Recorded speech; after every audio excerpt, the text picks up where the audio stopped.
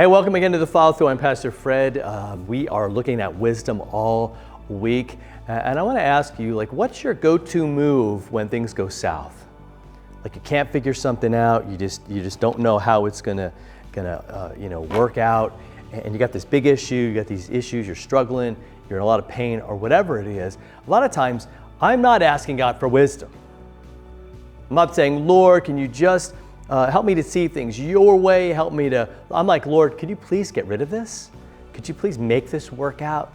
Can you please, I want to snap my fingers and I want it to be over, or I want it to begin, whatever it is that really, honestly, that I want to see happen. And God's saying, it doesn't really work that way. He's saying, look, if you want wisdom, and quite often that's what we need wisdom. I need to be able to discern what it is that's going on. I need to discern, is this something, Lord, that you want me to do as I live as your child? Is this something you need me to be doing? What's my part in this solution? There may be no part that I have. It might be totally outside of my control, and maybe I think I have to fix it all. Do you see what I'm saying? And so God's saying in James chapter 1, verse 5, he says, if any of you lacks wisdom, anyone, if you need it, this is something, just ask God, because he gives generously to all without reproach, and it will be given him. So just ask God. This is something that you can count on, that he is going to give you.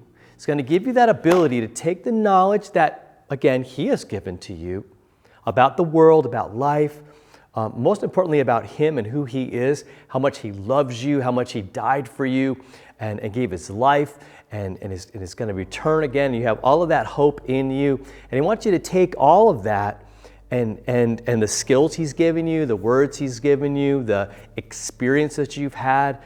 He's going to take all of that and say, okay, how do you put it all together? How do you take that knowledge and actually use it to serve him? And so, of course, and again, this is the important thing, is that we have to keep going back to God and say, God, let me make sure my motives are clear. Let me make sure I really trust in you and what you can do. Because later on in James, he kind of says, look, you've got to have the faith to believe this.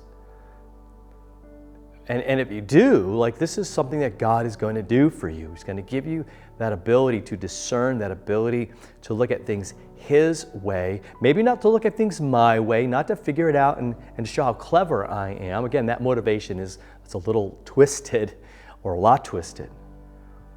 I want to serve him. So I'm hoping that helps you today as you struggle with things, as you're dealing with something in your life, that you can say, okay, I can go to God and ask him for the wisdom to know what's right, to know what he would like me to do. And in honesty, a lot of it is just in his word. And that's what he's going to use as well. And it's all of that combined, where God just gives you this amazing resource, which is him, to answer these really tough questions in our lives, right? So in the comments, if you got anything going on that you need prayer about, let me know. I'd love to pray for you or pray with you. That'd be great, all right? So have a great rest of your day. Hit that subscribe button and share this with somebody, and we'll talk to you next time for another follow through.